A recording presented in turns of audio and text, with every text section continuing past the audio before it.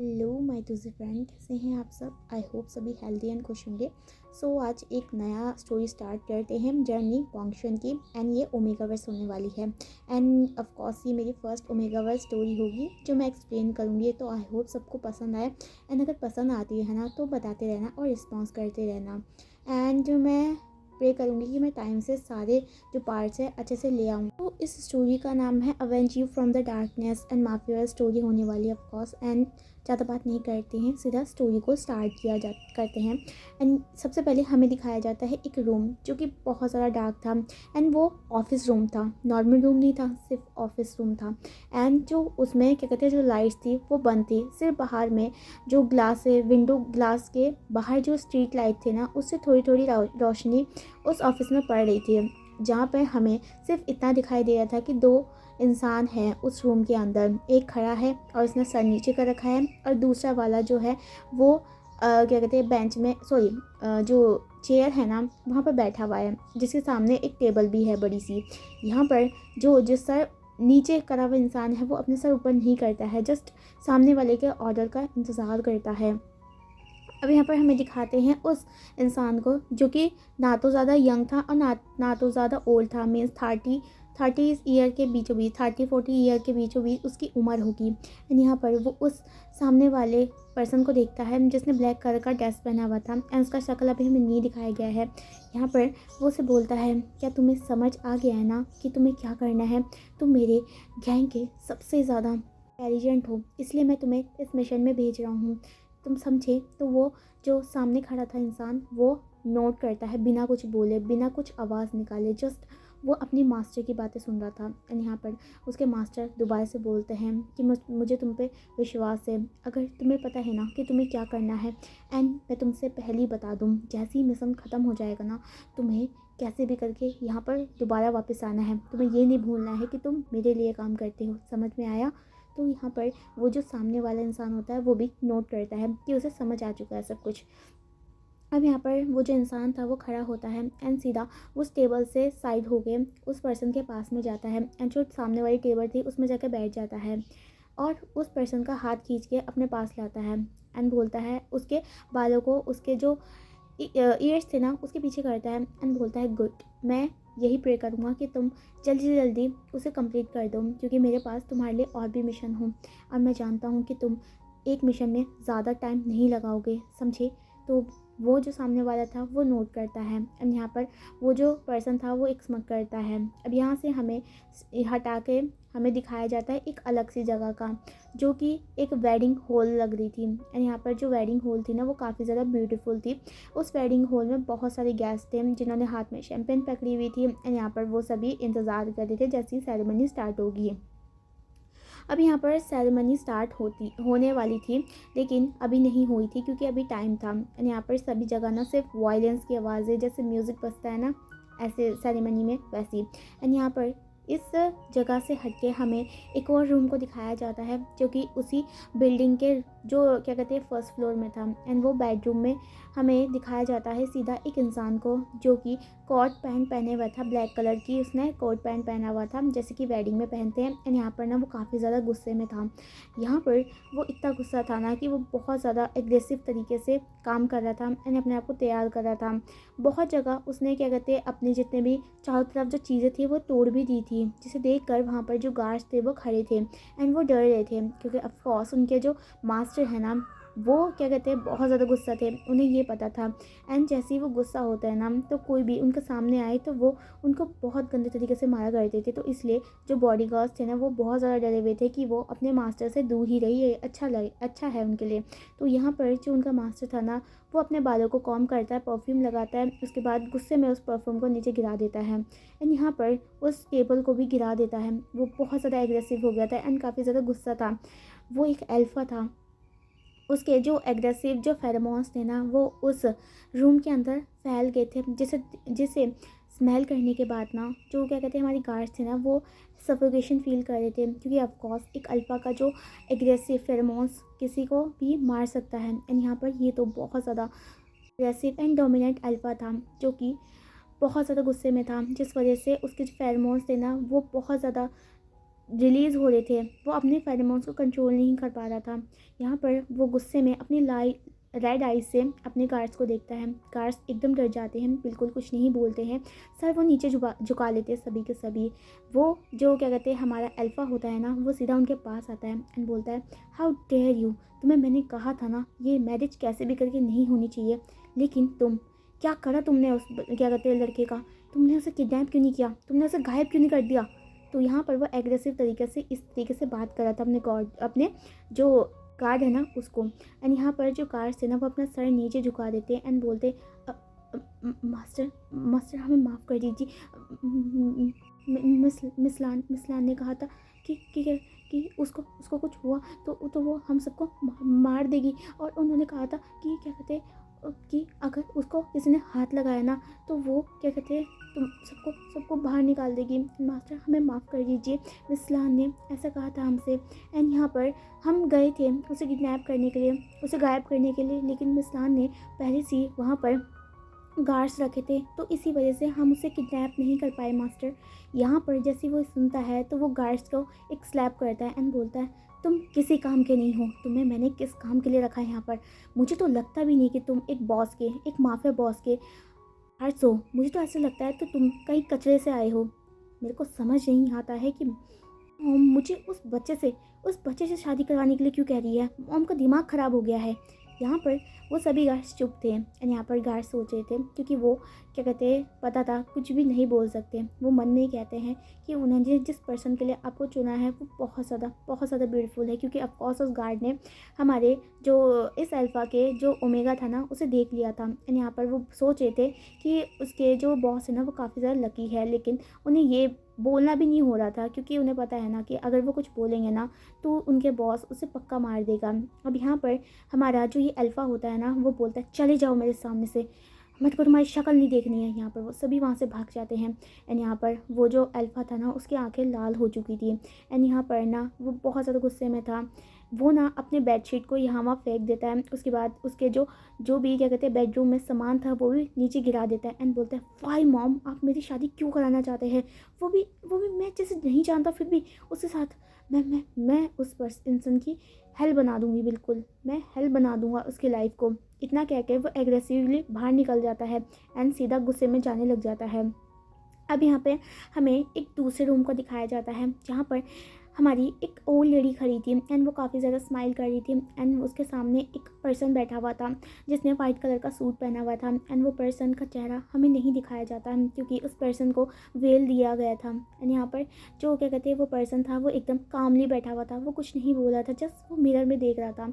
जो मिसलान थी ना वो उस पर्सन को पकड़ती, उसके फोरहेड पे किस करती एंड बोलती, तुम बहुत ज़्यादा ब्यूटीफुल हो, मैं बहुत ज़्यादा खुश हूँ कि तुम मेरे बेटे के ओमेगा बनोगे। तो यहाँ पर वो तो कुछ नहीं बोलता है क्योंकि वो चुप था, हर चीज़ के लिए चुप था, जैसे कि क्या कहते हैं उसे पता ही नहीं है हो क्या रहा है।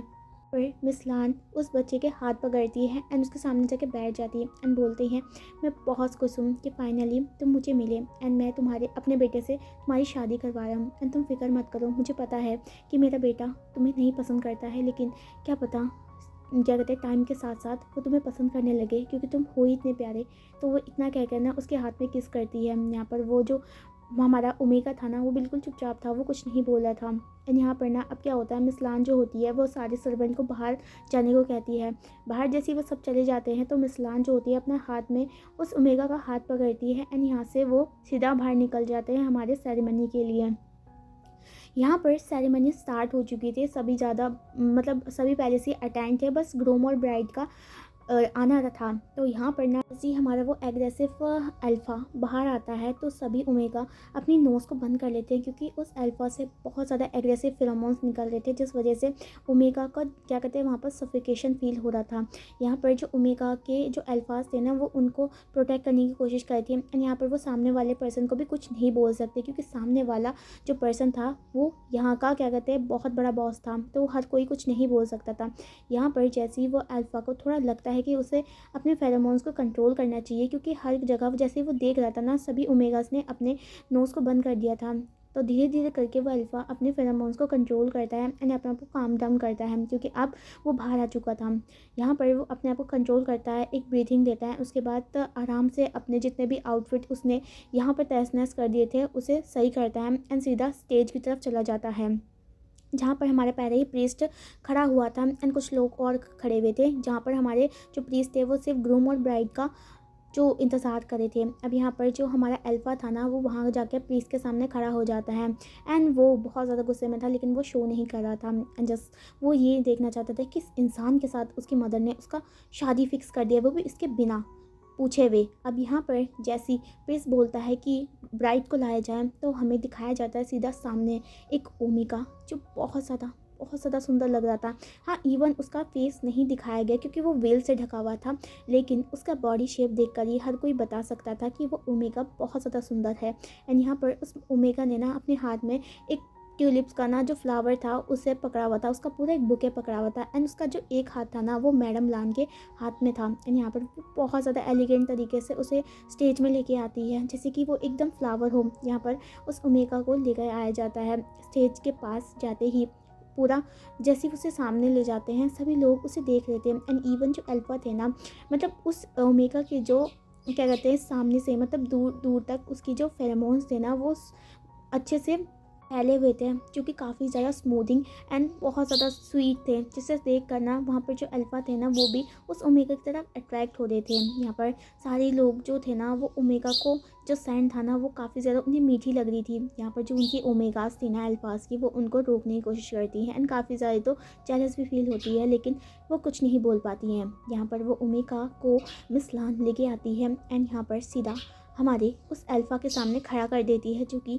बहुत ज़्यादा गुस्से में था। यहाँ पर वो ओमेगा चुपचाप था, कुछ नहीं बोला था, ऑल द टाइम उसने कुछ नहीं बोला था, सिर्फ अपने बुके की तरफ देख रहा था एंड उसने अपना सर नीचे झुका रखा था। अब यहाँ पर जो प्रीस्ट थे ना वो बो पढ़ने मतलब जो रिचुअल्स होते हैं ना उसे कंप्लीट करना के लिए स्टार्ट कर देते हैं। यहाँ पर मिस लान और मिस्टर लान वहाँ पर खड़े थे एंड स्माइल कर रहे थे एंड यहाँ पर सिर्फ वो अल्फ़ा बहुत ज़्यादा गुस्से में था। वो अल्फ़ा ने अपने ओमेगा की तरफ देखा भी नहीं था, क्योंकि उसे नहीं देखना था उस पर्सन को जिसे वो जानता भी नहीं है, स्ट्रेंजर है उसके लिए, लेकिन फिर भी उसकी मदर ने उसके साथ उसका मैरिज फिक्स कर दिया है। अब यहाँ पर हमारा जो वो अल्फ़ा था ना वो कुछ नहीं बोल रहा था। अब प्रीस्ट हमारे अल्फ़ा की तरफ देखते हैं एंड बोलता है, mister Lan Wangji, son of mister Henjun, क्या तुम क्या कहते हैं ओमेगा वीन को अपना वेडिड हस्बैंड मानते हो? तो यहाँ पर हमारा जो ये अल्फ़ा जिसका नाम लान वांगजी था ना वो क्या कहते हैं कुछ नहीं बोलता है,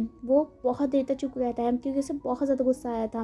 यहाँ पर प्रेस 3-4 बार पूछते हैं कि वो क्या वीन जो कि एक ओमेगा है उसे अपना वेडिड हस्बैंड मानते हैं। तो यहाँ पर वांगजी कुछ नहीं बोलता है। वांगजी अपनी मदद की तरफ देखती है जो कि घूर के वांगजी को देख रही थी। यहाँ पर वांगजी जैसी मदद की जो आइज़ थे ना उससे आइज़ कांटेक्ट होता है ना वो सीधा हाँ बोल देता है एंड बोलता है, मैं लान वांगजी उनको साक्षी मान के मिस्टर वे विशन को अपना ओमेगा स्वीकार करता हूँ, इतना कहता है और क्या कहते हैं फिर से अपना सर नीचे कर देता है। वांगजी ने ना अपने हाथों के जो फिस्ट थे ना उसे बंद कर दिया था टाइट करके, क्योंकि वो नहीं चाहता था कि वो उसे फोर्सफुली मैरिज करवाई जाए। हाँ, इवन वांगजी ये चाहता था कि वो कभी मैरिज ना करे, क्योंकि उसे मैरिज से मतलब उसे ऐसा लगता था कि मैरिज जो है ना एक बॉन्ड है जो कि उसे ज़िंदगी भर कई चीज़ों पे बांध देगा, लेकिन वांगजी एक बनने वाला इंसान नहीं था।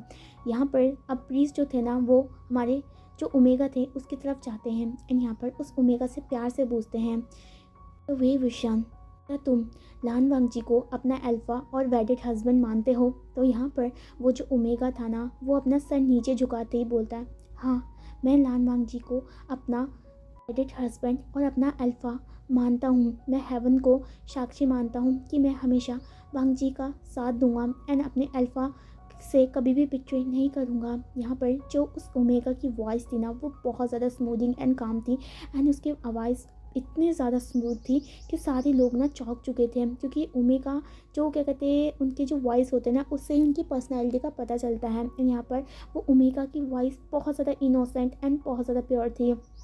इवन हमारा वांगजी भी उस ओमेगा की वॉइस में मतलब फ्रिंज कर उठा था। उसे हमारे वांगजी जो था ना वो बस ओमेगा मतलब उसकी आवाज़ सुनी थी, उसे देखा नहीं था, क्योंकि ऑफ कोर्स वांगजी नहीं चाहता था कि वो उस पर्सन को देखे जिसे वो जानता भी नहीं, जिससे वो फोर्सफुली उससे शादी करवाया जा रहा है।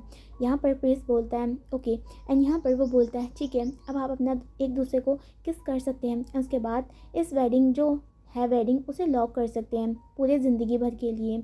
यहाँ पर हमारा जो वांगजी था ना, वो किस नाम सुन के बहुत ज़्यादा गुस्सा हो जाता है। यहाँ पर जो ओमेगा थी वो कुछ नहीं बोलती है। यहाँ पर हमारी जो मिस लान थी वो बोलती है लान वांगजी।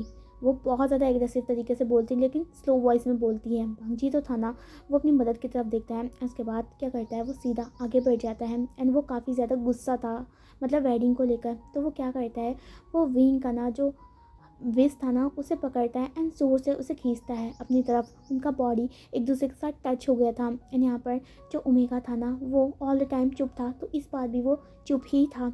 यहाँ पर हमारा वांगजी धीरे से हमारे विंग का जो वेल हटाता है, लेकिन वो विंग की शक्ल की तरफ नहीं देखता है, वो सिर्फ उसके लिप्स की तरफ देखता है। एंड यहाँ पर वो एग्रेसिव तरीके से उन अपने एक दूसरे के जो लिप्स होते हैं ना उसे जोड़ देता है। एंड यहाँ पर वो एक एग्रेसिव सक करता है, जिस वजह से विंग का जो लिप्स था वो स्वैलन हो जाता है। एंड यहाँ पर वो उसके जो लिप्स होता है उसे बाइट भी करता है। एंड यहाँ पर जो विंग का ना जो लिप्स था ना वो बहुत मतलब कट चुका था, एंड उसे ब्लीडिंग हो रही थी, लेकिन विंग कुछ नहीं बोलता है। इवन वो किस का रिस्पॉन्स भी नहीं देता है। यहाँ पर वांग जी जैसे किस कर लेता है तो वो विंग को पीछे पुल करता मतलब पुश कर देता है, लेकिन वो इतना ज़ोर से पुश नहीं करता कि कोई उसे नोटिस करे। यहाँ पर हमारा ओमेगा चुप था। हमारी मिस लान थी ना, वो गुस्से में हमारे वांगजी को देख रही थी, क्योंकि उन्हें पता था कि उनका जो बेटा है ना उसने क्या किया है, लेकिन वो नहीं चाहती थी कि वो इस सेरेमनी में कुछ हंगामा करे या फिर कुछ और बोले। यहाँ पर जैसी प्रिंस बोलता है कि फाइनली आप दोनों हस्बैंड हुए हैं, अपनी लाइफ को अच्छे और प्रॉपर तरीके से स्पेंड कीजिएगा। इतना कहकर प्रिंस वहाँ से चला जाता है। वेडिंग ख़त्म हो जाती है। अब पार्टी की बारी थी। अब यहाँ पर ना हमारे वांगजी और विंग दोनों आते हैं, एंड विंग चुपचाप था, उसके हाथ में फ्लावर्स अभी भी था। यहाँ पर हमारी मिस लान और मिस्टर लान काफ़ी ज़्यादा खुश थे। जो बॉडीगार्ड्स थे ना वो भी वहाँ पर खड़े थे, एंड वो उन्हें पता था कि उनके मास्टर शादी नहीं करना चाहते थे, लेकिन फाइनली उनके मास्टर की शादी हुई है। और क्या कहते हैं, उन्हें लगता है कि अभी क्या कहते हैं हमारा वांगजी थोड़ा सुधर जाएगा। एंड यहाँ पर जो वो देख सकते थे कि क्या कहते हैं ओमेगा था ना वो बहुत ज़्यादा चुपचाप है, एंड ऐसे देखने में लग रहा था कि इनोसेंट बहुत ज़्यादा है वो ओमेगा। तो सभी को काफ़ी ज़्यादा उस ओमेगा के लिए दुख भी हो रहा था, क्योंकि उन्हें पता है कि अब जो ओमेगा का जो लाइफ है ना वो हेल में जाने वाला है, क्योंकि वांग जी को जो चीज़ पसंद नहीं है अगर वो उसे एग्रेसिव तरीके से दी जाए ना तो वो उस चीज़ को बहुत ज़्यादा बुरी तरीके से ट्रीट करता है। ये हमारे जो विकास थे उन सबको पता था, इसलिए वो सभी उस ओमेगा के लिए ना बहुत ज़्यादा चिंता में थे। लेकिन अब वो क्या बोले। अब यहाँ पर इनको सेरेमनी अटेंड करनी थी। वांगजी तो नहीं चाहता था, लेकिन उसकी मदर ने उसको घूर दिया था, जिस वजह से वांगजी वहीं पर खड़ा था। अब यहाँ पर ना सभी लोग आते हैं वांगजी को, और क्या कहते हैं हमारी ओमेगा विंग को तोहफा देते हैं। ओमेगा विंग तोहफा का लेके साइड में रख देती है, एंड वो ऑल द टाइम कुछ नहीं बोलती। हर कोई उससे पूछता है, लेकिन वो चुपचाप थी। हमारी उसके सर पे वेल थी, जिस वजह से कोई उसका चेहरा नहीं देख पा रहा था। अब यहाँ पर ना ऐसे करके गेस्ट आने लग जाते हैं, एंड यहाँ पर ना वहाँ पर बहुत सारे लोग आए थे, एंड इवन ना वहाँ पर बड़ी बड़ी माफिया गैंग के जो भी इतने राइवल्स माफिया गैंग के जो उसके कोलैब कर रखा था ना हमारे वांगजी के साथ, वो भी आए थे। एंड वो कॉन्ग्रेच कर रहे थे हमारे वांगजी को, एंड बोल रहे थे कि वांगजी क्या तुम हमें पार्टी दोगे, हम तुम्हारी ओमेगा का शक्ल देखना चाहते हैं। हाँ आज वेडिंग है तो अब आज तुम्हारी ओमेगा का शक्ल तो तुम ही देखोगे वेडिंग नाइट में, लेकिन हम भी चाहते हैं तुम्हारी वेडिंग क्या कहते हैं तुम्हारी ओमेगा को हम देखें। वांगजी जो था ना वो ये बात सुनता है, एंड वो बोलता है what the hell is omega, मुझे तो ओमेगा पसंद भी नहीं है, क्या करूँ मैं। लेकिन फिर भी हमारी जो वांगजी होता है वो बोलता है ठीक है। यहाँ पर वो मान जाता है और वो चुप हो जाता है। अब जो क्या कहते हैं लोग थे ना वो धीरे धीरे करके जाने लग जाते हैं। यहाँ पर पार्टी चलती है जहाँ पर शैम्पेन खुलती है, एंड सभी इंजॉय भी करते हैं, क्योंकि ऑफकोर्स ये लान वांगजी की शादी थी। एंड इवन अगर लांग वांगजी नहीं चाहता ना, उसकी मदर ने बहुत बड़ी पार्टी दी थी सबको, क्योंकि वो बहुत ज़्यादा खुश थी विंग को अपना सन का जो ओमेगा था वो बना के। अब यहाँ पर हमारी जो क्या कहते हैं मिस लान थी, लान के सामने बैठी हुई थी, एंड यहाँ पर वो दोनों ड्रिंक पी रहे थे। यहाँ पर हमारा जो मिस्टर लान था वो बोलता है तुम्हें लगता है कि क्या कहते हैं वांगजी उसे एक्सेप्ट कर पाएगा, मुझे लगता है कहीं हमने उस बेचारे ओमेगा की ज़िंदगी बर्बाद तो नहीं कर दी है। यहाँ पर मिस सीयू कहती है मुझे नहीं पता है कि वांग जी उसे पसंद करता है या नहीं पता। मुझे जितना पता है कि वांग जी उसे नहीं पसंद करता है, लेकिन मैं बता सकती हूँ कि वो ओमेगा, उसे मैंने अपने आप ही चूज़ किया है। एंड मुझे पता है कि कहीं ना कहीं वो वांग जी को चेंज करेगी, वो वांग जी के पे चेंज लाएगी। एंड वांग जी जो हमेशा अकेला अकेला रहता है ना, वो ओमेगा उसे उस अकेलेपन से बाहर निकालेगी। यहाँ पर हमारे चिंगन जुन कहते हैं कि तुम्हें यूँ ऐसा लगता है, लेकिन मुझे ऐसा लगता है कि कहीं वांग जी उस ओमेगा को हार्म ना कर दिए, क्योंकि आज भी तुमने देखा ना किस तरीके से एग्रेसिवली उसने इसे किस किया था। यहाँ पर हमारी मैडम यूँ बोलती है, हाँ मैंने देखा था, तुम फिक्र मत करो मिस्टर लान, मैं क्या कहते हैं पूरी हिम्मत के साथ हमारे उस ओमेगा को बचाऊंगी, क्योंकि मैं ही उसको लेके आई हूँ और मैंने ही उससे की शादी हमारे बेटे से करवाई है, तो उसका सारा रिस्पॉन्सिबिलिटी मेरा है। तो यहाँ पर चिंगन जुन बोलते हैं, ऑफ कोर्स तुम्हारा ही होगा ना, प्लीज़ उस ओमेगा को बचा के रखना, वो बहुत ज़्यादा इनोसेंट है। तो यहाँ पर हमारी मैडम यू थी, वो स्माइल करती है एंड बोलती है हाँ, और वो बहुत ज़्यादा क्यूट भी है एंड प्योर हार्टेड है। यहाँ पर चिंगन जुन अपने सर को हिलाती है। यहाँ हमें दिखाया जाता है वांग जी का, वांग जी जो कि बहुत ज़्यादा गुस्से में था, लेकिन वो उस ओमेगा विंग की तरफ नहीं देखता है एंड यहाँ पर वो कुछ भी नहीं बोलता है, क्योंकि उसे वहाँ पे बैठना ही होगा। अब यहाँ पर ना वांग जी के जो कलीग्स आते हैं ना, वो भी आने लग जाते हैं, जो कि वांग जी के जो मतलब कॉलेज टाइम पे थी ना, सभी के सभी वो आना स्टार्ट कर देती हैं। एंड यहाँ पर ओमेगा गर्ल्स भी थी वहाँ पर। ये सारी ओमेगा गर्ल्स जो थी ना, वो वांग जी को पसंद किया करती थी, लेकिन वांग जी किसी पे ध्यान नहीं देता था, क्योंकि फर्स्ट टाइम पे ही हमारे वांग जी, पहले से हमारे वांग जी को ओमेगा पसंद नहीं थी। उन्हें लगता था कि जो ओमेगा होती है ना, वो मतलब अल्फ़ा के बस चारों तरफ घूमती रहती है, वो किसी के लिए लॉयल नहीं होती है। एंड क्या कहते हैं, ये चीज़ उसे लगता था, लेकिन फिर भी वो सभी को फ्रेंडली वे में जानता था। यहाँ पर कई जो हमारे वांग जी के कॉलेज के क्लासमेट आते हैं ना, कुछ अल्फ़ास होते हैं, कुछ ओमेगा, कुछ बीटास होते हैं, वो सभी उसको कॉन्ग्रेचुलेट करते हैं। एंड इवन जहाँ पर वो क्लासमेट की जो ओमेगा थी ना, वो वांग जी को टच कर रही थी। एंड क्या कहते हैं, क्योंकि उन्हें पता था कि क्या कहते हैं वांग जी अब किसी और का हो चुका है, लेकिन हो है ना, कुछ ओमेगास होती है ना जो बिल्कुल मतलब शेमलेस होती है इस तरीके से, लेकिन वांग जी उनके टच का रिस्पॉन्स भी नहीं दे रहा था। हमारा जो विंग जो कि हर चीज़ देख रहा था, वो कुछ नहीं बोल रहा था, वो चुपचाप था, क्योंकि मतलब क्या ही बोले, वो चुप रहेगा वो। एंड यहाँ पर जो अल्फ़ा थे ना, वो विंग को कॉन्ग्रेचुलेट करते हैं, विंग भी उनको वो करता है। एंड यहाँ पर सभी वांग जी को चेयर कप कहते हैं ओमेगा तुम्हारे को बहुत ज़्यादा अच्छी मिली है वांग जी। नहीं तो वैसे तो ओमेगा बहुत ज़्यादा एग्रेसिव होती है एंड क्या कहते हैं ऑर्डर मारती रहती है, लेकिन तुम्हारी ओमेगा बहुत ज़्यादा ओबिडेंट है। वांग जी अपने मन में सोचता है जैसे भी ओमेगा हो, लेकिन मुझे ओमेगा बिल्कुल पसंद नहीं है। यहाँ पर वो ऐसा बोलता है। यहाँ पर जैसे ही सेरेमनी ख़त्म होती है, अब बारी थी हमारे वीन की और वांग जी की वेडिंग नाइट की। यहाँ पर हमारे वीन को हमारी मैडम लान लेकर जाती है हमारे वांग जी के कमरे में। यहाँ पर वीन चुपचाप था एंड यहाँ पर वो सीधा स्टेयर्स पे चढ़ता है एंड उसके बाद सीधा वांग जी का रूम आ जाता है, जो कि बहुत ज़्यादा सुंदर था। एंड इवन जो रूम था ना, उसमें आधी से ज़्यादा चीज़ ना ग्लासेस से बनी हुई थी, बहुत अच्छी अच्छी थी। वहाँ पर पेंटिंग्स लगी थी जो कि काफ़ी ज़्यादा कॉस्टली थी। यहाँ पर जो मैडम लान थी ना, हमारे विंग को प्यार से उस बेड पे बिठाती है जो कि वांग जी का था, जो कि काफ़ी ज़्यादा बड़ा था। विंग तो चुपचाप बैठ जाता है। यहाँ पर मैडम लान बोलती है कि बेटा तुम फिक्र मत करो, तुम्हें थोड़ा थोड़ा पहले डर लगेगा, लेकिन मैं तुम्हें वादा करती हूँ कि मैं तुम्हें प्रोटेक्ट करूँगा, प्लीज़ जस्ट हमारे साथ ही रहना, ठीक है। तो यहाँ पर हमारी जो ओमेगा विंग होती है ना, वो अपना सर को हिलाती है कि वो मान चुकी है। एंड यहाँ पर जो मैडम लान थी ना, वो उसके सर पे रफल करती है एंड फिर वो बोलती हैं ठीक है, तो तुम यहीं पर रहो, वांग जी आता ही होगा। यहाँ पर हमारा विंग चुपचाप नोट करता है एंड यहाँ पर हमारी जो मैडम लान थी वो चली जाती है। अब यहाँ पर हमें वांग जी को दिखाया जाता है, जो कि हमारे क्या कहते हैं जो सोशल ग्रुप होता है ना, वहाँ पर बैठा हुआ था। सभी लोग ड्रिंक कर रहे थे एंड ऑफ कोर्स वांग जी को उन सबको पार्टी तो देनी होगी ना, तो वांग जी भी पीने लग जाता है। सारे अल्फाज थे एंड यहाँ पर सारे अल्फाज ना वांग जी के जो ओमेगा थे ना, उसकी तारीफ़ कर रहे थे। हाँ, इवन उन्होंने उसका फेस नहीं देखा था, लेकिन ओमेगा का जो फेरोमोन्स जितना स्वीट होता है ना, उससे ही पता चल जाता है कि ओमेगा कितना ब्यूटीफुल है। यहाँ पर वो सभी वांग जी को कोई तो टीस करा था एंड कोई तो उसका ओमेगा का तारीफ़ करा था एंड वांग जी को लकी बोल रहा था, लेकिन वांग जी उन सभी बातों को इग्नोर करा था, क्योंकि उसे सिर्फ गुस्सा था अपनी ओमेगा पे।